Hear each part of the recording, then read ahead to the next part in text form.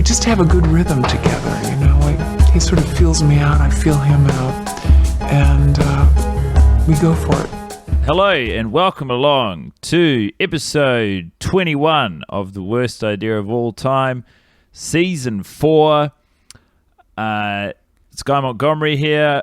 I'm with Tim Batt. Thanks to the power of the internet, we are not physically together, something that I am lamenting as of this afternoon. How are you, Tim? Sex and the City, we watched it, we saw the movie, we did it for 21 times, and now I'm gonna blow my brains out. It was bad, and then bad some more. I watched it in a car driving home from Gizzy. So is this your first in-motion screening this season? Yes, I believe it is. It was my first plane, train, or automobile for this season. Increase or decrease focus in terms of following the, very carefully mapped out plot points and story twists? Believe it or not, it decreases focus. I took a lot of breaks watching it because it was just impossible to absorb on this particular watch. I had to give myself little 20-minute breaks. Just so I'd stay watch it in 20-minute little bricks and then tune out for 3 minutes and go on my phone and then dive back in. I think we're going to have to. I've done a consecutive screen. I've done a one sitting screening here. I usually try to do them in one hit. I think the timing for us is different, so it's hard for us to regulate. Look at old Monty. Our watches, but I do feel. You might be due a one-hitter, Tim, just to really hammer home the length and breadth of this film. Are you not proud of me? It's not that I'm not proud of you. It's that I know, Tim Batt, that a lot of people, know parts of due to the extended recordings and ramblings of us in conversation in this exact scenario. But I know a prideful and headstrong young man who insists upon, dignity and the virtues of hard work. Do you feel like I'm getting defeated by this season? Because you said a not too dissimilar thing when I mentioned that my shining light when we were talking to Io was the end credits rolling up, and you said this is not the Tim. Or would you say you said in a previous world, I do. You wouldn't have let me get away with that. That's right. So this is. I feel like our roles have almost shifted. I feel like you're pushing boundaries in terms of decency and respect being extended to the film. You don't have to enjoy the film, but you do have to meet it on its terms. 20 minutes increments with 3-minute phone breaks. I don't even know who I'm talking to. Sometimes it feels like.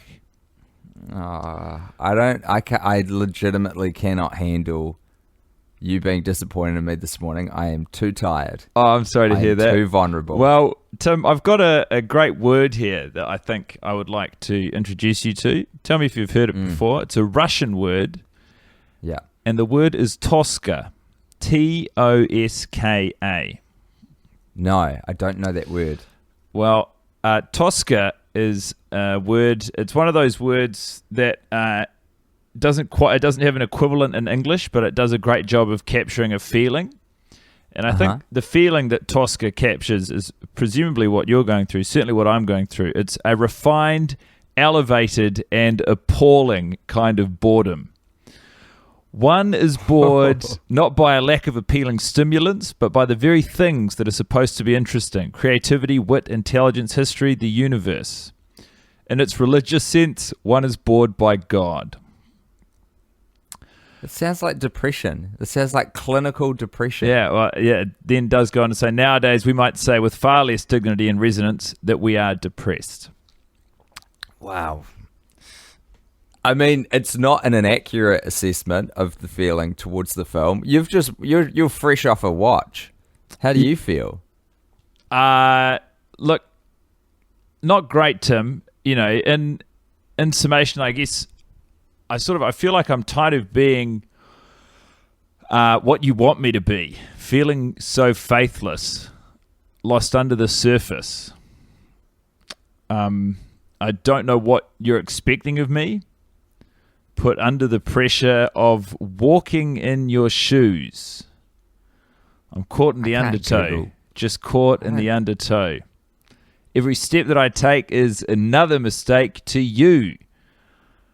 I'm caught in the undertow, just caught in the undertow. I've become so numb, I can't feel you there.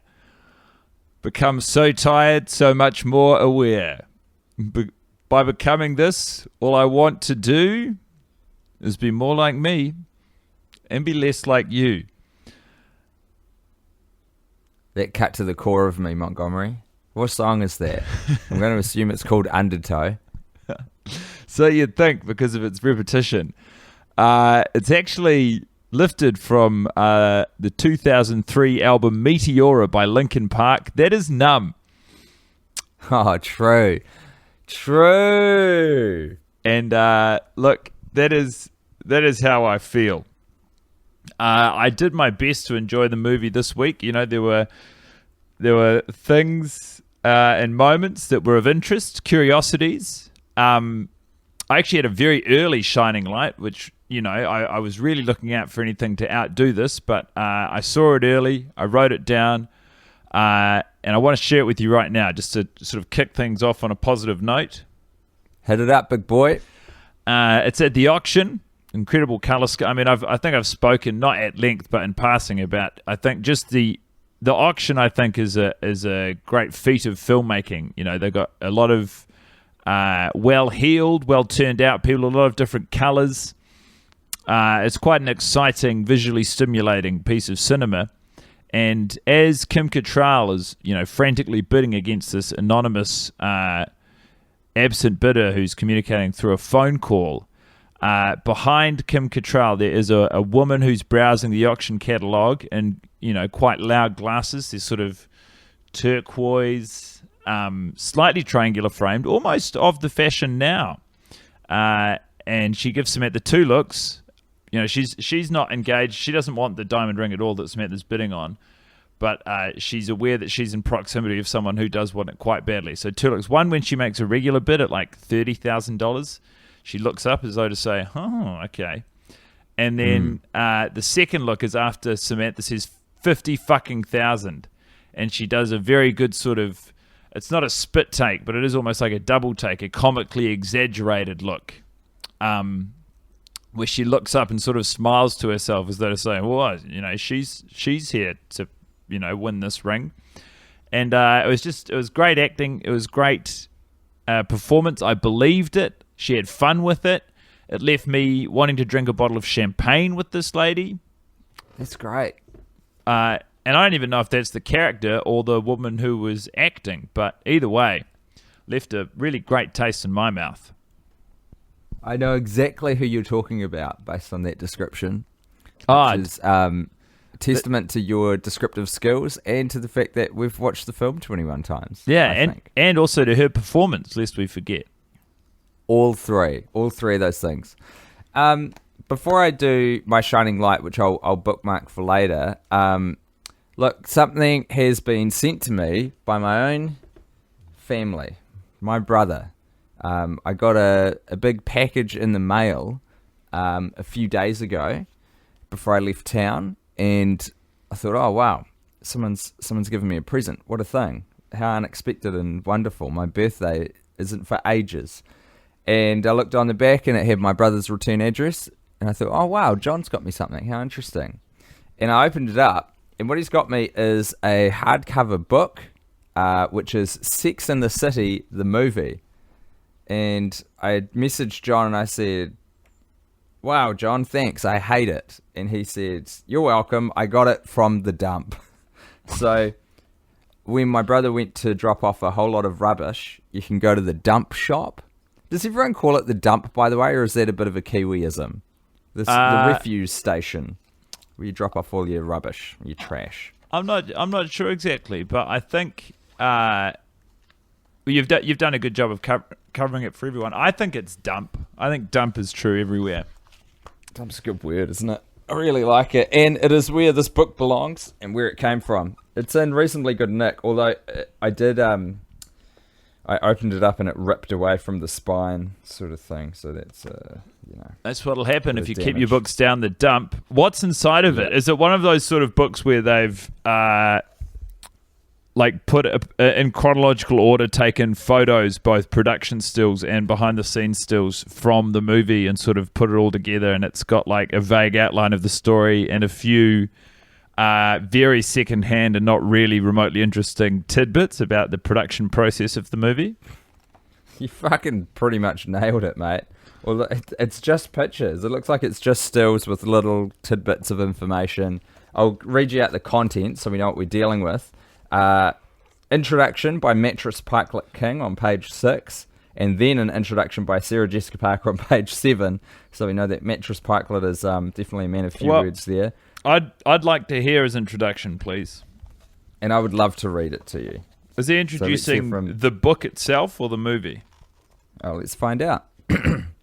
After the most satisfying run of my professional career, I was approached to write and direct the Sex and the City movie. My immediate response was cautious. Interesting. Let me think about it. But that night, I couldn't sleep. As soon as someone even mentioned opening that door, ideas started to pour out of me. It was as if Carrie, Miranda, Charlotte, and Samantha had been there all along, waiting and ready to come back. I felt the movie should be large in scope, an experience. And in order for the audience to experience what I wanted the girls to experience, I decided the movie should span a year. Well, I guess I got my wish. Because when I printed out the first draft of the script, it was exactly 365 pages long. It seemed that these women, or I, had a lot to say. So I took my American version of the Sisted Karamawis. It seems like just you had a lot to say. No one else wrote your 365-page script.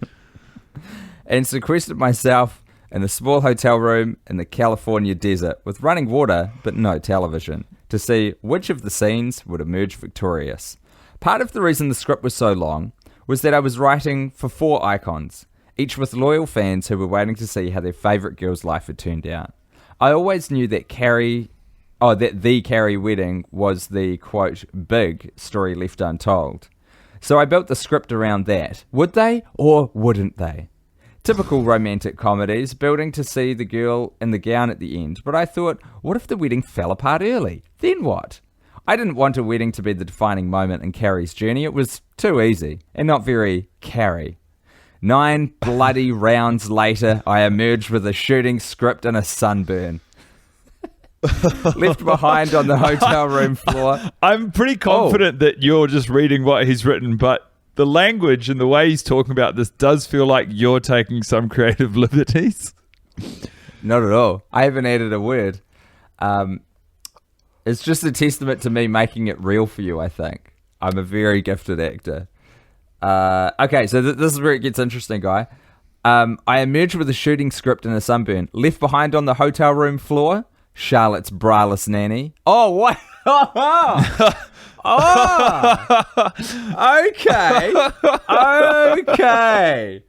Okie dokie. So, the second movie is just a mop-up of ideas that got cut from the first. That is incredible. Right, so okay. in script writing terms, 1 page is roughly 1 minute on screen. So, Yeah. you know, I love a 90-page, 90-minute movie. 365 pages is incredibly long. And to think First that draft. 9 rounds, yeah, but, you know, you'd think he would have maybe been aiming to get it down under 200 pages. But he was not that hard on himself. Oh, yes, he was. I think because why did he get it down? Well, he was initially, and then he just put them all back in. The second film. Yeah, I guess. There's more, guy. Let me continue. Charlotte's braless nanny, Miranda's angry post-breakup dating montage. I would have liked to have seen that. Would you like to have seen that? Absolutely.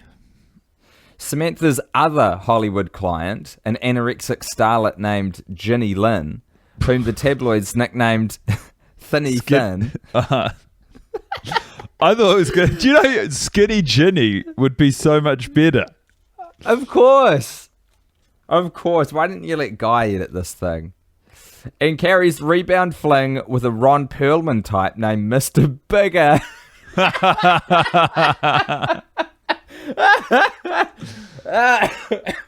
Oh, mercy. Like all relationships that don't last despite the love, these scenes were gone. Now, impossible as it seemed, it was time to make the movie and direct these amazing actresses once more. It does seem impossible, Mattress, you're right. I was going from the desert to dessert. And in their hands, my words became heartbreak and laughter, and this fictional year in their lives became real. As Carrie says, I guess in some houses, fairy tales do come true. Mattress, Pikelet, King. She says that in the movie. Do you know that was actually quite interesting and a reminder that what we are watching is real and was created not by some nefarious sort of Hollywood machine, which in part it was, sent to destroy us, but it was, I don't want to call it a labor of passion because I feel like, money talks, but certainly a welcome reminder that effort has gone into this. Yeah. It was man with all his foibles hath wrought this hell. I don't know how long Sarah Jessica Parker's reflection on the process is, but if you'd be open to reading that, I would probably actually also be quite interested. I feel so here we are. When we wrapped the show in February 4th, 2004, at nearly 3 a.m, I never imagined that 4 years later we would be saying goodbye to each other all over again. But first, we had to say hello. As you may have heard... That's a neat bit of writing, isn't it? As you may have heard over the last few years, this movie was alive, then dead, and then alive again. But the important thing is that in the summer of 2017, it was alive, and a go, and more real than ever. And we got to start the process all over again. I'd just like to mention, Guy, that final sentence starts with an and, which I was told when I was a kid. You should try and avoid that. I know, but sometimes I can't help myself. I didn't write that, but I can relate to someone who... Sounds like you did. Who did. There was an enormous amount that had to be done in far too little time. Our writer and director, Mattress Pikelet King, had locked himself away for months to write what I knew would be the movie worth waiting for. As far back as spring 2006, when it still wasn't entirely clear we would be making the movie, I recall making endless lists all day long and in the middle of the night of every little and big thing that simply had to be done. Things had to be retrieved, set pieces from all over the globe, and props that may or may not have existed anymore. Never mind personally begging the Smithsonian to let us borrow Carrie's desk, which to our great honour had become a permanent exhibit at the museum. Thank goodness they were lovely and so helpful, because my superstition and nostalgia... Superstition? Might not have allowed me to shoot the movie without that desk. Does Sarah Jessica Parker realise that there are whole teams of people in the crew whose job it is to do all of these things that she's taken upon herself? She's an executive producer in the latter seasons of the show and in both of the films, so this might actually fall on her. No, this is grunt work. This is not... She doesn't need to trifle herself with begging the Smithsonian. Yeah, you might be right. I kind of get the sense she probably didn't personally write that letter. I feel like that was someone else making those calls. Didn't she just say she personally begged the Smithsonian? She said, thank goodness they were so lovely and helpful. Before that. She didn't... Oh, sorry. You did right. Yeah, sometimes when you're reading things aloud, you don't really absorb it. I do know that. Well, we know it all now. I'll continue. And we had to try and get a commitment from all crew members I felt we couldn't make the movie without. All the people, all the sets, all the details, getting everyone and everything back together at the right time and in the right place. The odds seemed insurmountable. But the effort was worth every dead end and missed opportunity and impossible task. This particular project, more than anything else I've worked on, takes an extraordinary meaning for me. And I think it's because of our audience. They've always inspired us, and we have pushed ourselves to be the best we can be, in part because we couldn't and wouldn't do it any other way, but also because people who have invested so much time and affection deserve nothing less. All these years later, it remains an honour, a privilege, a wonderful challenge, and a fervent dream to be everything you, our audience, wants us to be. We hope we have lived up to your expectations, and we thank you from the bottom of our hearts for giving us this opportunity once again. Sarah Jessica Parker. Well, it's heartfelt, and if I was at the helm of a $100 million franchise, I would also be incredibly grateful to those who have helped me get there.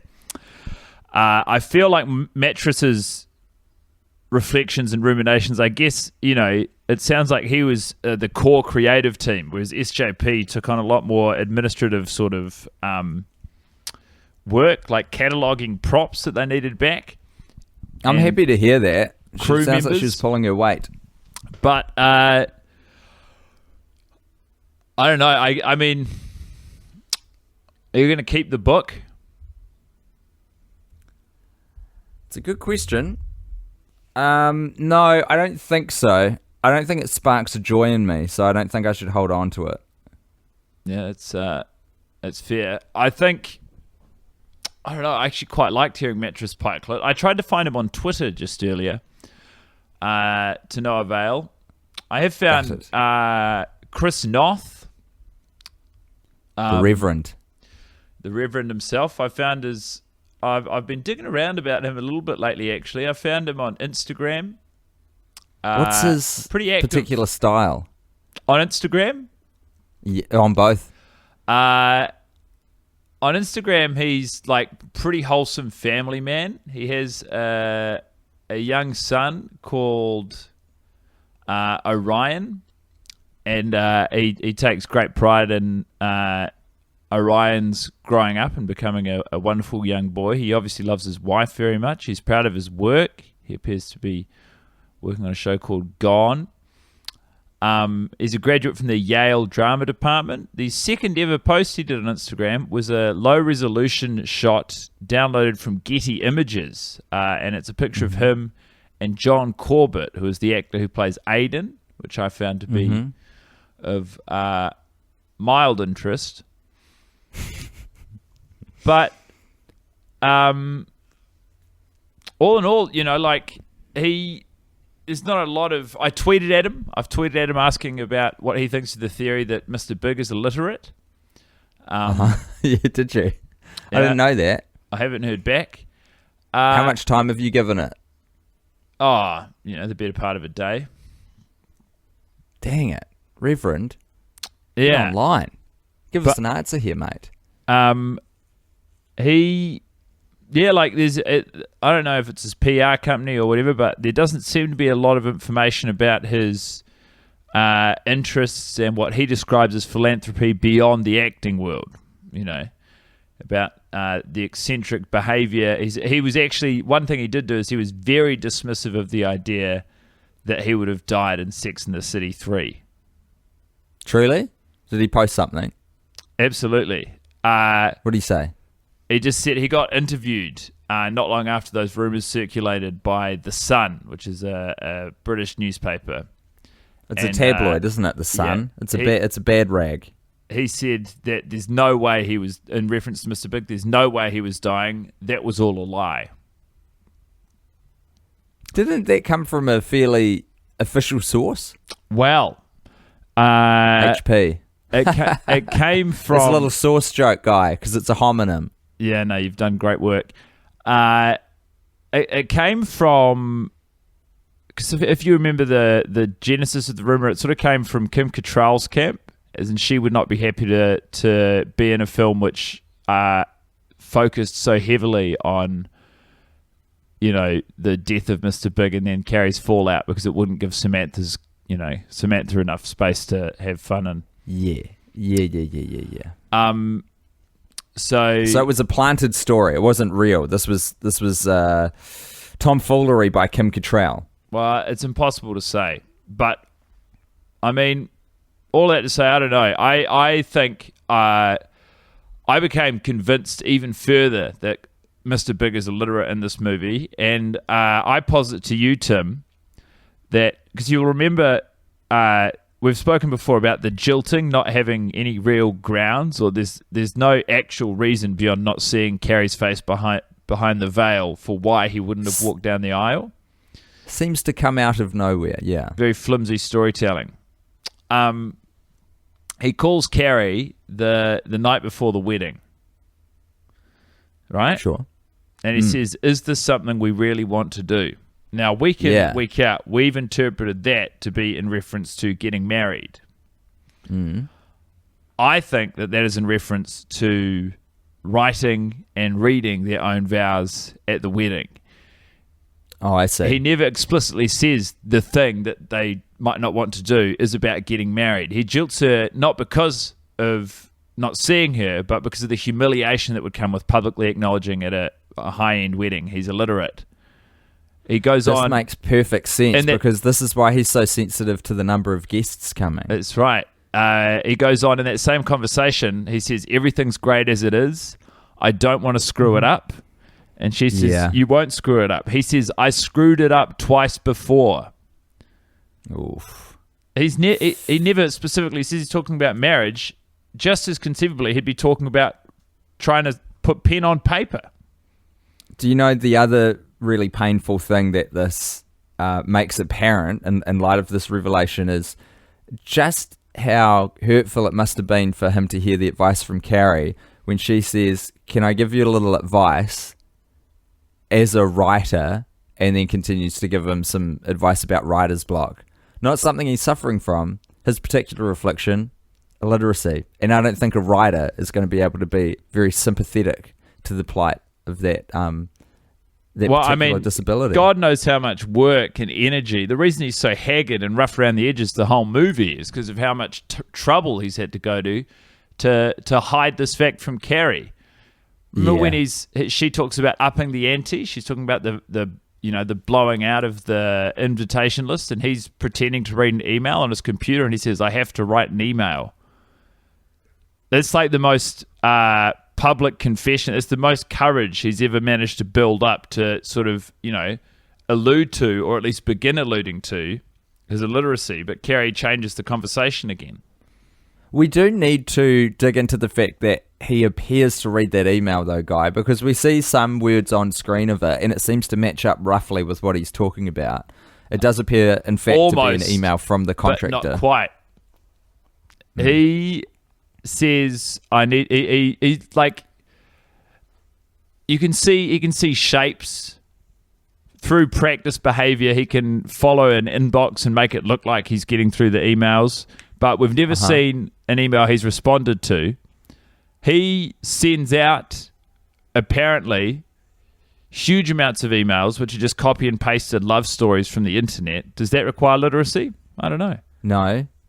I don't think it necessarily does. I think that makes it all the sweeter that it's a labour of love where he's basically matching up symbols one at a time from a page on pressing buttons on a keyboard. But it does feel like he sort of has the gist of that email we see from the contractor who's pushed the move-in date. So I don't know. A little loose end we need to tidy up at some point. But I can't even be bothered talking about that because I want to get to know the Reverend Chris Noth. That's the man behind the big is who I want to get to know. What do you want to know about him? I want to know about this religious sect that he's formed in the hills. Because where is he again? I've forgotten what bit of America he practices his faith. You and me both. I couldn't tell you. I remember that for a while he really had a head full of steam and was charging around, it feels like the Midwest, sort of preaching to anyone who would listen. Yeah. Yeah, he's basically a messiah. He's just rolling around, spinning yarns, trying to derive some meaning out of the TV show that he was in, the Reverend Chris Noth. That'd be interesting, actually, telling parables from the Sex and the City TV show as if they're religious instruction. So just repurposing storylines from that show. Maybe that's how the Bible got written originally. Well, I don't know. There is a certain neatness as well. And I'm guilty of doing this whenever and wherever possible, because I truly believe it to be the case, that there is no clear line to be drawn between the real world and the cinematic worlds that actors exist in. So if Mr. Big is illiterate, so too is Chris Noth. And the reason there might not be a lot of writing or scripture around the parables he preaches is because he can't write it down. Is he good with words? Yeah. Yes. Is he a charismatic speaker? Absolutely. I mean, you don't need to know how to read or write to build a following. You just need to know how to command an audience. Charles Manson was famously illiterate as a youth. I didn't know that. Is that right? Yeah. He didn't have too much trouble building a group of followers, or family as he called them, taking up residence on a ranch on the outskirts of Los Angeles, Svan Ranch. I don't think... Have you been getting into your Manson stuff? I don't think Chris Noath has the same intentions for his group. I think his acolytes, I think that his intentions are slightly more pure. But I'm saying, it's not without precedent for an illiterate Hollywood wannabe star to... Yeah, not at all. To take the... In fact, I think they're not just coincidental, but they're actually related. It's kind of like they say that if you take away one of your senses, the other senses get heightened. It's sort of like that, wherein if you lose the reading and writing, or you never gain the ability to read and write, and you can't communicate with people on that level, you get a hyper-developed sense of charisma and being able to convince people and sort of, read their little micro-expressions and respond to them very quickly to give them what they need to get them to do what you want. It's like a little magic spell that he's casting over his peeps. Wow. But what do you think his goal is? Because I know a lot of religious sects are about doomsday prophecies and trying to protect the followers. Do you think it's that sort of a thing? Or do you think it's a more sustainable, long-running kind of a religion where he's here for the long haul, trying to make heaven on earth? I think there is probably more legs on the doomsday sort of prophecy angle, if only because if we continue to blur the lines of what Chris Noth knows of the world and the Sex and the City universe, as told, as evidenced by exhaustive research on Sex and the City too. There's and the bulk of his religious work coming, between and then largely after the release of that movie. He's got troves of information about two different but very serious threats to the world in the forms of Brady and Dickbot. Yes, boy. So this is about the him spreading the good word. Has he picked a side, do you think? Or is he simply here to warn us all that this battle is going to basically darken our skies? There's no good or bad side. I think it's just a warning. A man trying to tell anyone who will listen to watch out and be careful. I think that's really important. And I think that if I were to become a religious leader, it would be around a similar sort of idea. I've heard fundamentalist Christianity being described to me in the past as, if you saw someone who was standing on the road and you saw a truck headed for them, you would do everything in your power to try and get them out of the way. You would yell at them. If they didn't respond, you would try and forcibly move them. And that is the feeling that these religious folks have, is that they are so confident in the harm that is impending and the danger that their, co-humans' souls are in, that they will do anything to try and help you because they have the truth. They see the truck, even when you don't. True of Jehovah's Witnesses, right? The Church of Latter-day Saints. The reason that they're so vocal and diligent in their spreading of the word of God is because, they've been proven wrong a few times before, but, Lord knows that's not going to stop them telling you anyway. The apocalypse is nigh. And if you don't repent and convert, you will spend eternity, I think, either on... I think there's actually tiers. I think you're saved, or possibly you spend an eternity in hell if you're specifically bad, or if you're kind of neutral, you just remain on Earth amongst the ruins of what was. After the rapture. Yeah. I see. This also reminds me a lot of the greatest modern day religion, which is, and I'm doing air quotes that you can't see, climate science, whereby we're being told that we're all in danger of the sea levels rising and the air that we breathe becoming unfit for humans. I'm sure. And the temperature getting out of an inhabitable range. Okay, mates. I'm sure that's happening on the whole planet. Yeah. Why? Because we bloody bought a couple of plastic shopping bags? I think not. Park your fever at the door. If climate change is real, then how come I'm still wearing the same clothes I was a year ago? Yeah. This is just Big Tree trying to interfere with the very fine, very sustainable coal industry. Everyone knows in their heart coal's good. Coal's good. It's fun to say. It's fun to mine, you know? Coal's good. What? It's yeah, I mean, is coal as popular as it was? Is coal a never-ending resource? We're not going to run out of coal, are we? Coal's forever. Everybody knows that. I like that. If we were going to run out of coal, why haven't we run out so far? Checkmate, atheists. Look, I'm not here to argue with you, Tim.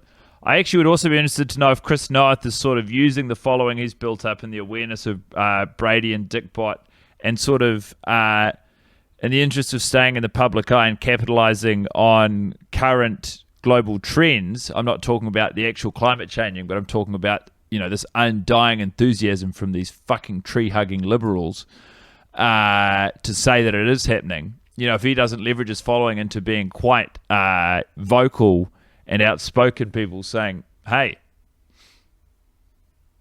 the climate's not changing. Yeah, man. I think you're right. I think it's an important part of the Church of Chris Noth. What do we know to be true? There is an impending battle for the fate of the planet between an artificial intelligence that half the time just wants to have sex with Samantha Jones and the other half of the time just wants to fight King Brady, the Rat King, for global dominance. Moreover, that's going to kick off. Also, the other thing we know to be true, coal's good. He's infiltrated his first Instagram post, the one I described, in which he's featured with the actor who plays Aiden, is actually from a benefit for the Rainforest Action Network, which is, you know, a collective who are looking to preserve forests, protect climate, and uphold human rights, challenging corporate power and systemic injustice. What better way than to cut one of these operations down at the knees than to infiltrate it on the ground floor by saying you believe everything they're saying? And I mean, in the interim, while you're doing your plotting and planning while you're infiltrating the group, way to throw them off the scent. Absolutely. And we know that these people are gullible. They believe in climate change in the first instance. Now, it's snowing somewhere on Earth right now. Hello. Yeah. If it's so hot, then how come it's -5 degrees outside? Think about that. Exactly. Think about that. Hopefully we covered some of the ground that you were hoping to there. I mean, there's more questions than answers on my end, but I would love to direct the conversation back to Sex and the City and ask you if you do have a shining light. Yeah, this watch, it's Charlotte's dress during the sequence where they're trying to tidy Carrie Bradshaw's apartment away, and it takes 4 friends 3 days to pack up 20 years into 38 boxes, if I remember the line correctly. I am really making a fist of trying to memorize as much of the script as I can now, Guy, just so you know. But the Marilyn Monroe dress that she wears, which is done in the style of Andy Warhol, where it's sort of a tessellated image of Marilyn's face done over again with different basic colors. I quite like that dress. So that was my shining light. I have a low light that I'd also like to mention. Before you do, I'd just like to say, interestingly, in some of my research, I found out that Patricia Field, who did the costume designs for the series and also the movie, she modeled Charlotte's fashion in this film, because I think Charlotte probably has the best fashion of the four gals throughout the film, after Jackie Kennedy. I can see that. Oh, Jackie O, eh? I think in particular the polka dot dress in which her water breaks when she's furious with Big has shades of Jackie O all over it. There's no pink Chanel, though, that I've seen in this film. That's true. Now, the low light is when we get our first on-screen glimpse of Mr. Big, which must have been pretty delightful to be in the cinema if you're a big Sex and the City fan. It's like, hey, Big's back, baby. Here he is. And no sooner have we seen him than he launches into his first stomach-churning nose kiss, and it is the biggest one of the 3 times he does it in the film. He basically envelops Sarah Jessica Parker's entire nose with his lips. And this time, when I was riding in a car for 7 hours, coming back from my wife's hometown, visiting her family, back to our home of Auckland, I almost wanted to spew in the car. It was so gross to me. Just fucking putting someone's nose in your mouth. Did you pause it and canvass the car for responses to how they feel about the nose kiss? No, I thought it was too early to do that, because that moment happens like 3.5 minutes into the movie. I know, and I was but like, this film... It is an ongoing point of contention between us on just how rank it is. I mean, I've defended it before. I've watched it some weeks where I have been disgusted. I think the way that he envelops the entire base of the nose is inappropriate. An affectionate peck, as though you're kissing a relative's cheek on the nose, even if it's your lover, that's all right. Yeah. But when you're sort of fumbling around open-mouthed, as though... It's the same way he reads emails, you know. He doesn't know the particulars of what he's meant to do, but he can approximate how a kiss works, how affection Fumbling works. in the dark. He can approximate how reading looks, so he can look like he's reading an email if you see him in your periphery, which is how Carrie observes him reading his emails. Yeah. The responding of... Guy? Yeah? I always want to hear what you have to say, but I want to do our 2 segments and also get done reasonably quickly. I think we've prattled on for a little bit. Yeah. Can I throw the reins at you for our famous segment that you and I love, Sorry to Bother You? Absolutely. So Steve obviously arrives. He gets out of the car. He says, I don't want to bother you guys. They say, you're not bothering us. And Steve pulls down his trousers. He pulls down his underpants. He says, does this look normal to you? And what he presents is, honestly, one of the healthiest penises you will ever see. Really? And, yeah. But the reason that Steve is so paranoid is he is rooming to save money with someone who's setting up a small marijuana dispensary in their apartment in Brooklyn. And he's experimenting with different strengths of cannabinoid oils or cannabis oils. And so Steve took what he thought would be roughly 50 grams of cannabis oil, but has wound up ingesting roughly 600 grams of cannabis oil. The man is paranoid and spiraling out of control. God knows how he managed to grab a cab and navigate his way to that nightclub or restaurant. But pretty much what you are witnessing in that moment is the culmination of his paranoid fantasies. And it does not matter how frequently he's reassured by the party guests that his penis is actually in tip-top condition. He just stands there with his cock out until he's taken away by the appropriate authorities. I can't help but realize that you've recently moved to New York City and suggest that this sounds slightly too detailed to not be autobiographical. It's not remotely autobiographical, but it is inspired by experiences I have either overheard or come across in New York City. Very cool. And our final segment, pop quiz, bitch. Oh, it's back. What is the name? You fucker. What is the name of the woman whose benefit auction we're all attending at the start of the film where Samantha Jones gets her flower ring? I know that she's a waitress turned model turned billionaire's girlfriend, but I could not tell you her name. I actually didn't write it down, so I was kind of hoping you knew. Nah, I don't. I don't know. I mean, also we don't see her, so she probably remains uncredited. So it would have to be a week-to-week observation. Look, just before we go, someone reached out to me. I don't know how they know this, but they said they know who Coffee Guy is. Yeah, I saw that. Crazy thing to be introducing at the end of this episode, Guy.